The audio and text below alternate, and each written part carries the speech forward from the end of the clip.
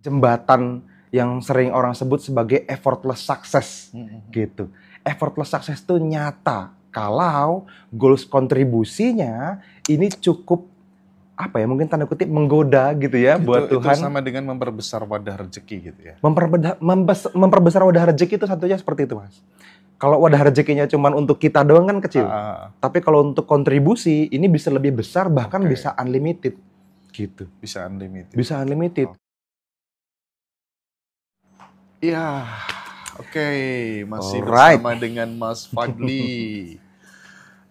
Gini Mas Fadli, bentar lagi kan 2025. Biasanya di akhir tahun itu banyak kawan-kawan itu yang dia bikin goals, impian yang ingin dicapai, ditulis lah kemudian ya. Tapi dia lupa untuk kemudian memantaskan diri. Apakah kemudian impian itu udah sesuai belum dengan apa yang dia lakukan dan seterusnya. Itu gimana solusinya Mas Fadli? Oke. Kalau kita ngomongin tentang resolusi tahunan gitu ya, banyak orang itu seringkali gini Mas, seringkali kita menganggap apa yang mampu kita capai dalam setahun itu terlalu tinggi, gitu. Jadi kita overestimate. Sedangkan seringkali kita underestimate apa yang mampu kita capai dalam 2, 3, 5, atau 10 tahun. Gitu. Nah, kenapa itu terjadi? Karena seringkali biasanya gini, orang itu selalu nulis apa yang dia inginkan saja. Gitu. Tapi dia lupa mantasin diri tadi kan kata Mas Hendra gitu ya.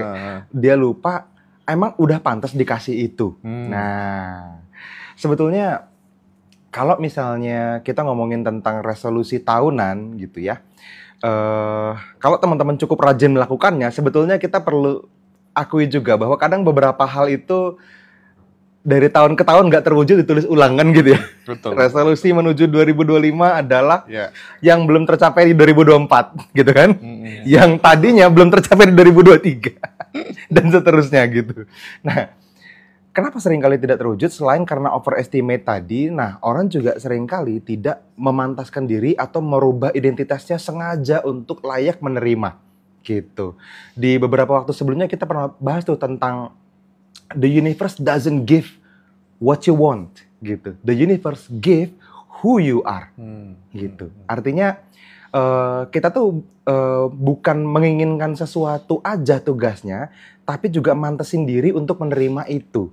Gitu. Karena posisi kita sebagai seorang manusia itu punya identitas, di mana identitas inilah yang mewujud secara perlahan, menggerakkan alam semesta, menggerakkan hati Tuhan gitu ya untuk mewujudkan siapa kita, bukan apa yang kita inginkan. Gitu.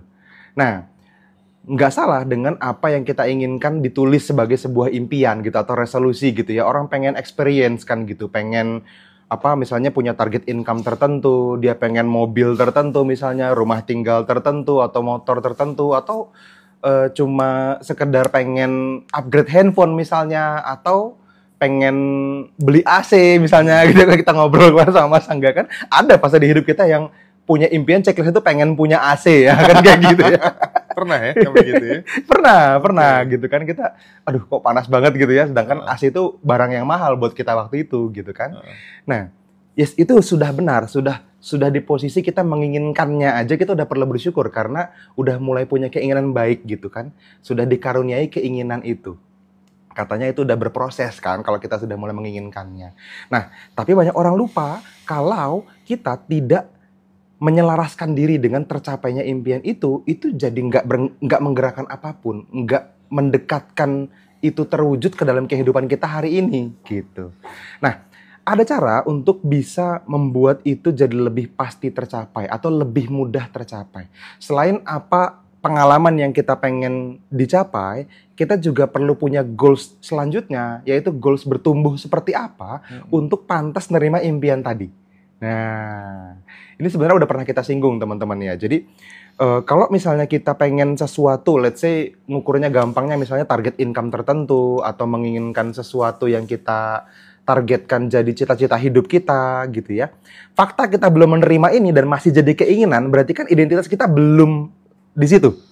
Gitu kan? Nah, Maka perlu komitmen menurut saya untuk juga ditulis sebagai goals atau visi atau impian. Perlu bertumbuh menjadi orang seperti apa untuk pantas nerima itu. Sehingga memang dibikin jadi sebuah program kerja diri untuk bisa mantasin nerima itu. Sehingga grow-nya itu jadiin goals. Gitu. Misalnya pengen punya skill public speaking tadi. Nah ini kan experience gitu kan. Ini goals, ini bagus nih gitu.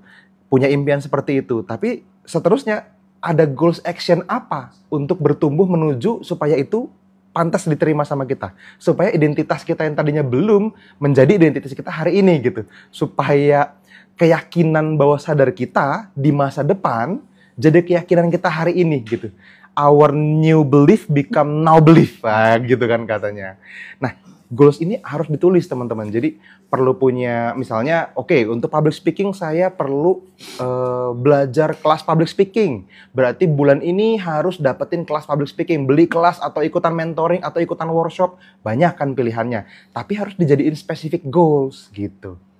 Nah, setelah punya public speaking misalnya ternyata mulai mendapatkan skill baru dan mendapatkan income yang lebih besar sehingga bisa menjadi sebuah high income skill misalnya dan mulai bisa ke checklist tuh experience-nya kan seharusnya begitu ya teorinya gitu ya. Nah, ada cara satu lagi teman-teman untuk bisa mempermudah dan mempercepat semua pengalaman yang Anda inginkan lebih cepat tercapai. Kan kita pengennya collapse timeline nih gitu kan ya. Timeline yang ada di kepala kita kan untuk mewujudkan sebesar ini butuh waktu sekian lama. Semakin besar semakin lama. Nah, netralnya orang berpikir gitu, Mas Hendra. Padahal kan nggak gitu ukurannya. Ketika kita melibatkan alam semesta, melibatkan Tuhan, ada greater power than ourselves yang bantu impian kita terwujud. Nah, seringkali kita menggunakan kemampuan kita sebagai manusia doang, terus ngukurnya berdasarkan itu. Padahal ada power yang lebih gede untuk bisa mewujudkan impian kita. Tapi perlu diambil hatinya. Nah, caranya gimana? Bikin janji baik aja. Simple. Kalau di Muslim kita sebut nazar gitu ya kan, nazar. Kalau misalnya ini tercapai nanti aku mau ngapain gitu. Kalau misalnya nanti aku mendapatkan pengalaman yang aku inginkan, aku pengen berkontribusi apa buat dunia gitu. Nah ini kadang-kadang banyak teman-teman yang punya kesulitan untuk menentukan apa ya kontribusi yang pengen kita bikin. Gimana caranya ini bisa bermanfaat buat orang lain? Apakah betul-betul ini akan memberikan impact positif buat dunia gitu dan seterusnya. Dan kadang-kadang karena ini tidak terbiasa, banyak orang bingung, Mas, apa ya kontribusinya ya? Karena selama ini kan goals itu kan buat saya, dan hanya saya gitu kan, dan keluarga saya misalnya gitu. Ketika kita ngomongin tentang giving back to society, banyak orang, society itu yang mana gitu? Apa komunitas, atau masyarakat, atau untuk agama, bangsa, dan negara kan gitu ya? Apa dong? Masalah bangsa negara ini yang bisa kita bantu. Wah, kan jadi gede banget gitu kan. Nah, tapi teorinya yang sering kali ini jadi praktek untuk akhirnya jadi bukti dan testimoni menurut saya, yang saya udah banyak banget lihat secara langsung, semakin banyak manfaat kontribusi yang dijadikan sebagai sebuah goals, semakin mudah sebuah impian tercapai. Ini jembatan yang sering orang sebut sebagai effortless success gitu. Effortless success itu nyata kalau goals kontribusinya ini cukup apa ya, mungkin tanda kutip menggoda gitu ya buat Tuhan. Itu sama dengan memperbesar wadah rezeki gitu ya. Memperbesar wadah rezeki itu satunya seperti itu, Mas. Kalau wadah rezekinya cuma untuk kita doang kan kecil. Tapi kalau untuk kontribusi ini bisa lebih besar, bahkan bisa unlimited gitu. Bisa unlimited. Bisa unlimited gitu. Jadi ini nih yang perlu dilakukan setiap tahun. Nah, dengan konsep ini sebetulnya beberapa hari yang lalu, Mas, aku kumpulin semua tim di perusahaan gitu ya. Dari beberapa perusahaan kita gabungin jadi satu, kita meeting umum, kita review. Karena memang itu kita bikin secara tertulis spesifik di semua tim. Dan dari semua orang, ada yang nulis 10 checklist 5, ada yang nulis 20 checklist 12, ada yang nulis 3 checklist 2, kayak gitu-gitu. Tidak ada orang yang terkabul di bawah 40% checklistnya. Gitu. Jadi asik kalau misalnya experience-nya kita tulis sepanjang-panjangnya, tapi disertai dengan growth seperti apa yang harus dimiliki untuk pantas, dan pengen kontribusi apa kalau misalnya pengalaman yang diinginkan tercapai. Gitu. Nah, gini Mas Fadli, di samping kemudian kita punya yang namanya impian, kemudian kita tulis gitu ya. Itu tujuan saya nanti bakal ke sini gitu. Tapi kan saran atau advice dari Mas Fadli kan juga harus punya yang namanya ketika kemudian impian udah dibuat kan skill harus di-upgrade gitu ya. Tapi ada lagi mungkin satu sisi yang namanya attitude gitu ya. Nah, seberapa besar kemudian pengaruh attitude, perilaku kita, sejauh mana kemudian kita bisa jadi dipercaya sama orang lain, self esteem itu kan juga butuh ditingkatkan terus. Ilmu oke, tapi kalau self esteemmu nggak oke kan ya sama aja. Itu gimana menurut Mas Fadli? Nah, ada perbedaan antara attitude, skill sama knowledge nih, gitu. Attitude, skill sama knowledge. Let's say apa sih kriteria orang sukses misalnya? Nah, kalau ini dijabarkan menjadi sebuah kata dan boleh banyak, menurut Mas Hendra apa aja kira-kira kriteria orang sukses itu? 5 deh misalnya. Oke, ya mentalitasnya dia harus abundant mentality. Abundant mentality, oke. Terus dia bisa dipercaya. Bisa dipercaya, oke. Terus kemudian dia tidak malas. Tidak malas, oke, rajin ya gitu ya. Oke. Punya skill komunikasi yang baik. Skill komunikasi yang baik. Ya. Terus kemudian apa ya kira-kira ya? Apa Mas Denny kira-kira Mas Denny? Satu lagi Mas. Satu lagi dong, dibantu Mas Denny. Kira-kira apa orang itu bisa apa tuh namanya kemudian menjadi berlimpah? Kriteria orang sukses gitu. Apa Pak Surya? Apa Pak Surya? Ganteng. Ganteng. Resourcefulness, resourcefulness, yes. Sendu. Harus senang duit. Penting itu. Gimana? Yes. Nah, sebetulnya ini kalau kita panjangin Mas, disuruh bikin 20 list atau 100 list pun gitu ya. Selalu aku di berbagai seminar atau kesempatan kita offline ataupun online gitu ketika kita sama-sama bareng peserta mengkolek data kriteria seseorang yang sukses di bidang apapun, selalu yang paling gede adalah attitude. Porsinya selalu attitude. Biasanya 80% itu attitude, 10%-nya skill, 10%-nya knowledge. Gitu. Kalau tadi kita sebutkan 3 yang pertama itu attitude tuh. Terus habis itu Mas Hendra bilang skill kan gitu ya. Habis itu apa nih? Ganteng atau sendu kan tadi ya, seneng duit gitu ya. Itu attitude ya. Jadi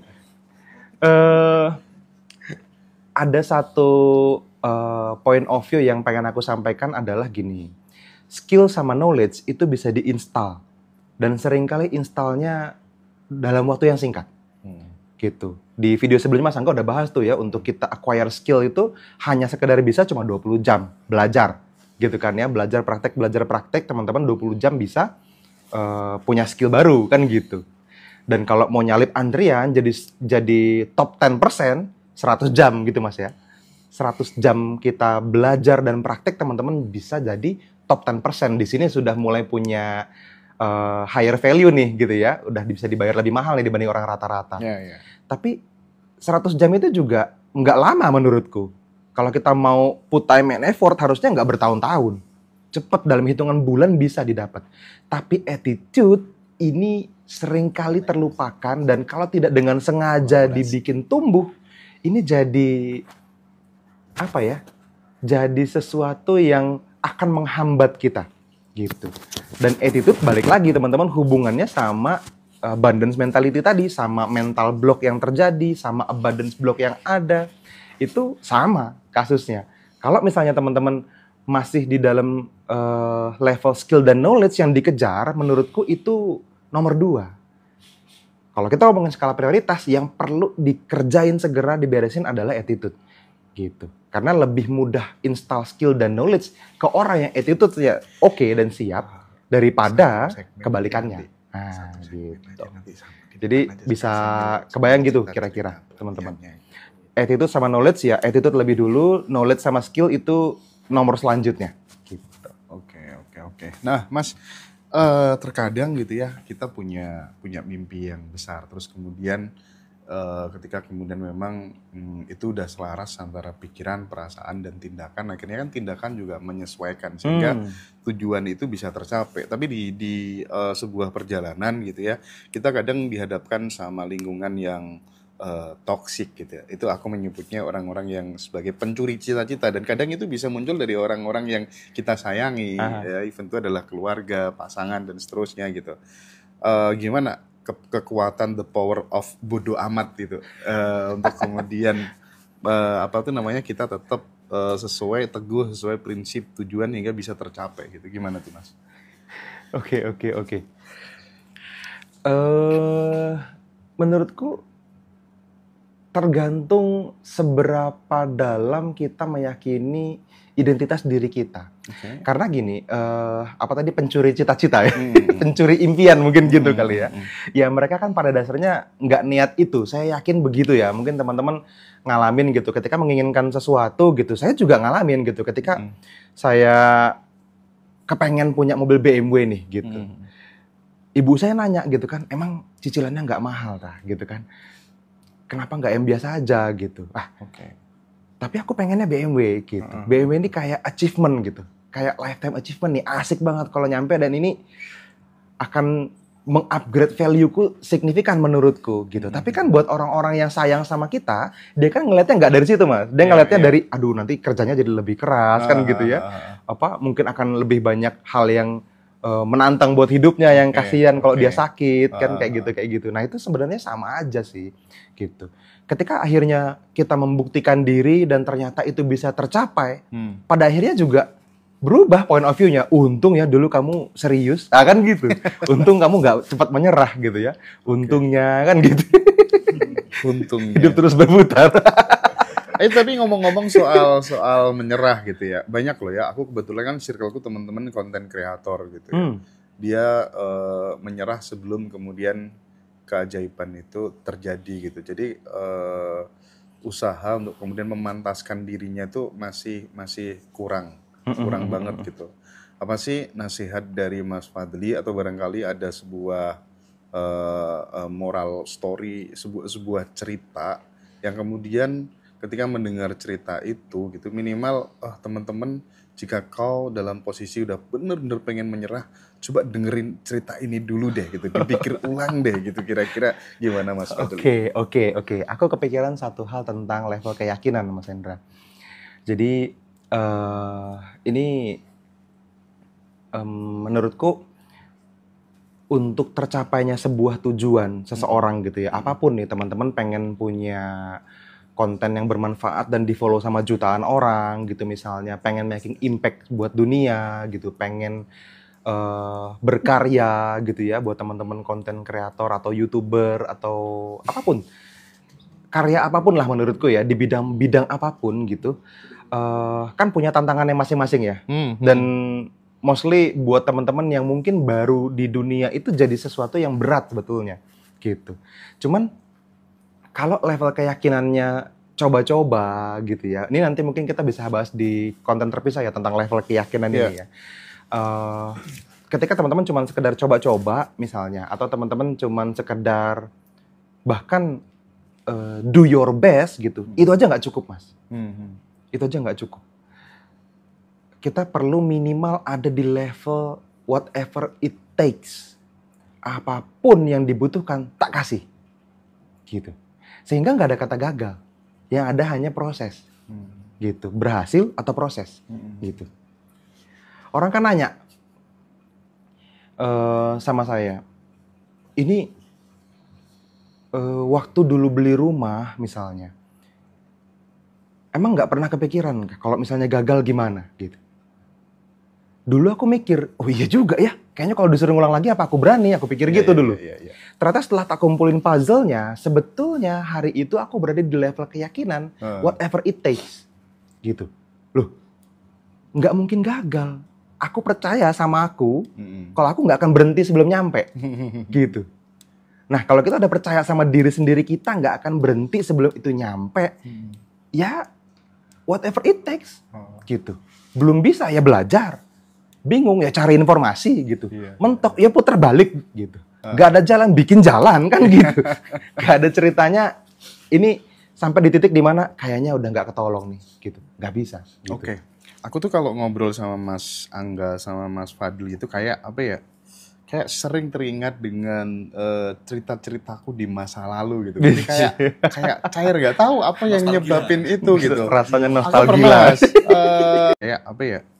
Kayak sering teringat dengan cerita-ceritaku di masa lalu gitu. Jadi kayak cair, nggak tahu apa yang nyebabin itu gitu. Rasanya Aku nostalgia. pernah aku tuh pernah dengan cerita-ceritaku di masa lalu gitu. Jadi kayak cair, nggak tahu apa yang nyebabin itu gitu. Rasanya Aku nostalgia. pernah aku tuh pernah dulu waktu masih jadi aktivis di HMI gitu ya. Ketika kemudian ada basic training, intermediate training, advanced training, itu kan aku selalu ketemu sama senior-senior gitu ya. Yang namanya kita dari kampung, terus kemudian ikut intermediate di luar provinsi dan seterusnya, ketemu sama senior. Gimana En? Masih punya uang apa enggak gitu? Iya sebenarnya uangnya menipis banget gitu Mas. Cuman kan aku tahu dia mungkin tanyanya kan juga basa-basi. Kalau mau kasih aja, ngapain kemudian harus tanya-tanya gitu kan ya. Terus Kayaknya nggak ngasih juga tanya cuman doang. aku setiap ditanya kayak gitu itu selalu bilang aman Mas, aman Bang gitu. Jadi kayaknya tuh memang aku udah yakin banget ya aku bisa ngatasi kalau urusan finansial gitu. Tapi aku memang mengidolakan dia gitu. Itu case pertama gitu. Penting nggak sih punya mentalitas untuk kemudian memang kaya dulu secara di mindset-nya gitu, itu satu. Yang kedua, aku karena mengidolakan dia akhirnya kan berharap Mas. Berharap banget sama dia gitu. Bahkan seolah-olah aku nanti berhasil akan ditolong sama dia gitu. Tapi kenyataannya Mas, meleset. Jadi gara-gara aku berharap sama dia, suatu ketika aku disuruh datang harus ke kota nemuin dia, tapi kemudian juga nggak ditemui dan seterusnya. Dan itu momen dimana aku sakit hati dan itu menjadi dendam positif. Mulai detik ini aku nggak bakal bergantung kepada siapapun seniorku. Aku akan bikin kursi sendiri gitu. Karena aku kemudian nggak pernah punya capek untuk bekerja gitu Mas. Nah, aku pengen dua hal ini kemudian untuk dikomentari Mas Fadli. Silakan Mas. Oke.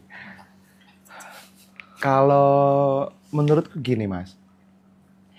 Sesuatu itu kalau dia terjadi, terlepas dari cara kita memberi arti ya, kalau ini tuh nyakitin gitu atau menyenangkan gitu, sebenarnya kan kejadiannya netral sebetulnya. Oke. Tapi dengan tujuan untuk mendewasakan kita, terkadang memang harus terjadi gitu. Bukan terkadang, selalu begitu menurutku. Kalau itu terjadi berarti memang seharusnya terjadi. Cuman ketika hikmah yang didapat justru malahan bikin Mas Hendra jadi kayak, kalau gitu tak buktikan sendiri gitu. Aku andelin diri sendiri aja, udah nggak usah orang lain.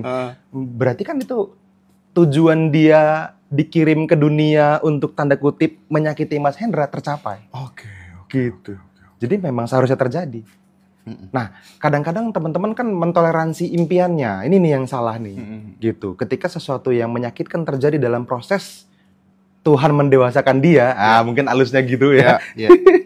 Ya, itu berhenti di tengah jalan gitu dan berhenti menginginkannya atau kayaknya setengahnya nggak apa-apa deh gitu kan, kayaknya kalau effortnya setengahnya aku mungkin mampu deh gitu. Aslinya jangan begitu seharusnya. Gitu. Tapi menarik loh apa yang disampaikan sama Mas Angga dan Mas Fadli itu menurutku konkret loh. Kalau misalnya kamu pengen jadi content creator berarti kan memang kamu harus menginvestasikan banyak waktu untuk ke situ gitu. Hampir setiap hari kamu ya konsisten di situ gitu kan. Dan mungkin sebagai ekspektasi barangkali ya. Aku tuh dapat uang 150 juta per bulan dari AdSense tuh mudah banget gitu Mas. Mudah banget kalau cuman sekedar segitu aja gitu ya. Kalau pengen naik ya memang butuh agak ngeri sih upayanya gitu ya. Nah dan dari dulu tuh aku percaya banget aku nanti dari konten kreator itu 1 bulan minimal dapat 300 juta gitu. Percaya utuh meskipun belum terjadi. Dan akhirnya terjadi. Tapi punya mentalitas seperti itu, itu nggak gampang ternyata. Numbuhinnya gimana, Mas Fadli? Karena Singapura bisa kayak gitu ya, Mas Denny yang lama di Singapura kan ya. Itu kan mulainya juga dari bagaimana seorang Lee Kuan Yew mengajak orang-orang yang ada di Singapura dikasih postcard, oh ini Singapura di masa yang akan datang. Dan akhirnya kemudian we arrive gitu. Kita telah sampai pada Singapura yang kita cita-citakan, kita idealkan tuh. Gimana tuh, Mas? Yes. Ini kan kita kan cuma ngobrol tentang jeda antara keinginan dan manifestasi sebetulnya, gitu. Dan cara paling mudah untuk mempercepat ini terjadi adalah bergetar selalu sesering mungkin selaras dengan ketika ini tercapai, kan gitu aja sebetulnya. Kayak tadi pimpinan Singapura gitu kan, mengingatkan rakyat yang terus-menerus dengan postcard, dengan banner, mungkin dengan baliho kalau kita gitu misalnya gitu kan. Itu kan sebenarnya untuk ngajak sama-sama, yuk kita tarik dengan energi ini bareng-bareng, bikin Singapura kayak gini. At least nggak tahu caranya gimana, tapi yakin dulu itu mungkin terjadi. Gitu tuh Mas. Gitu. Dan ya udah caranya ya MPC kalau ada orang enggak kan. Mbah piye carane kan gitu. Jangan tapi Mas Angga gini jadi wong Surabaya enggak teli ya. Omongannya ya enggak yang sering jadi sarjana itu katanya orang Jawa Barat. Kebanyakan gitu ya. Orang Jawa Tengah soalnya enggak banyak yang sarjana, Mas. Karena Sarjono. Asem ya Mas Angga. Oke. Jadi percakapan seperti ini, Mas, siapa tuh namanya, Mas Fadli, ini kayaknya kita penuh canda, penuh tawa, tapi ini akan menjadi insight yang sangat positif, khususnya buat teman-teman yang masih muda, sarjana-sarjana, gitu ya. Atau sarjono kalau di Jawa Tengah. Untuk bisa mencapai impiannya. Oke, keren. Satu poin lagi deh Mas, yang mungkin bisa memperkuat teman-teman untuk kemudian dia nggak gampang nyerah dan dia benar-benar percaya utuh. Punya nggak kamu mimpi sebesar itu gitu, sehingga ketika kemudian itu belum tercapai, oke, kamu gagal bisa bangkit lagi, gagal lagi, bangkit lagi, jatuh lagi, bangun lagi, sampai kemudian Tuhan berkata, Fadli, waktunya kamu kembali. Gitu. Udah waktunya nih. Ya, kita perlu berada di kondisi di mana itu sudah tercapai terus-menerus aja sebetulnya. Dan ini bisa dilakukan dengan, aku udah pernah sharing tentang alarm manifestasi gitu ya, tentang gimana caranya teman-teman bisa setiap jam mengingat bukan impiannya saja, tapi bagaimana rasa syukur dan bahagianya ketika itu tercapai. Rasanya ditarik terus terjadi sekarang gitu. Yang kita selalu perlu ingat adalah kita ini termostat, bukan termometer. Gitu. Kita termostat bukan termometer. Kita tuh di kondisi di mana siapa kita sekarang yang membuat kita menggerakkan alam semesta, menggerakkan Tuhan untuk mewujudkan atau membawa ke alam fisik ini apa yang ada dalam frekuensi diri kita. Gitu. Sehingga dengan sengaja teman-teman perlu mengadjust medan energi tubuh kita untuk bergetar di mana itu sudah tercapai, walaupun belum. Gitu. Walaupun belum. Ya, kadang-kadang ada benernya juga ungkapan fake it till you make it gitu. Itu tuh bagus sebetulnya. Kalau kita ambil di konteks manifestasi ya, gitu. Ketika kita nyampe aja dulu, pura-pura aja dulu nyampe, happy aja dulu gitu. Ya? Iya gitu. Sering-sering berada di sana dulu aja gitu. Habis itu ya tetap bukan cuma sekedar menginginkan ya, kita tetap show up in the process. Dalam prosesnya kita tetap muncul dengan versi diri kita yang terbaik juga. Bahkan versi diri terbaik kita yang kita belum menjadi seperti itu pun perlu kita tarik dari masa depan ke sini. Gitu. Jadi bukan hanya rasanya. Gitu. Misalnya bayangin Fadli itu yang sudah mencapai impian yang sekarang aku impikan. Berarti kan belum nih. Tapi kan pasti ada kualitas diri dia yang sekarang belum ada di aku. Gitu. Nah, itu kan perlu ditarik ke sini dengan sesegera mungkin supaya pantas. Bukan cuma tentang attitude-nya, bukan tentang frekuensi atau rasanya, tapi juga ya skill dan knowledge yang dia miliki sampai dia punya itu harus ditarik sekarang gitu dan disegerakan. Gitu. Mas Fadli, aku rasa cukup sampai di sini dulu. Habis ini kita akan hadirkan satu segmen. Mas Fadli akan berdiskusi langsung dengan pakar kekuatan pikiran.